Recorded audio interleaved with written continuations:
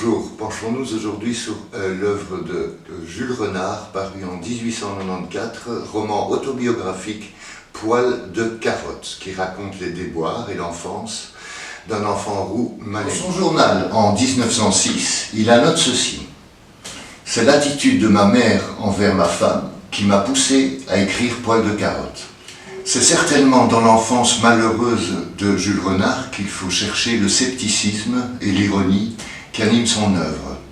En voici tout de suite un premier extrait. Aller-retour. Monsieur Lepic et Mademoiselle Lepic viennent en vacances. Au saut de la diligence, et du plus loin qu'il voit ses parents, Poil de carotte se demande: est-ce le moment de courir au-devant d'eux?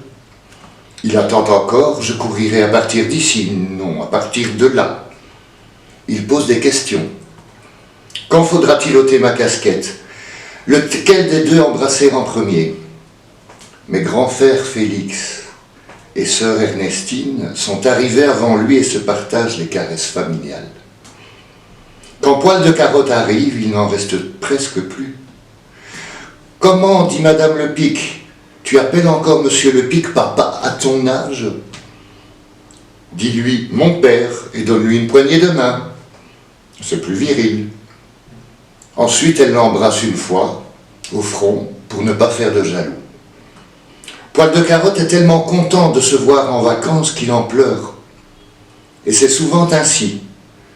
Souvent, il exprime ses sensations de travers. Le jour de la rentrée fixée au lundi matin, 2 octobre, on commencera par la messe du Saint-Esprit.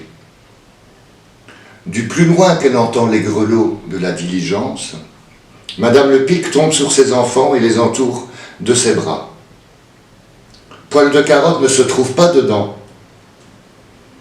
Il attend patiemment son tour, la main déjà tendue vers les courroies de la voiture. Ses adieux sont prêts, à ce point triste qu'il chante malgré lui.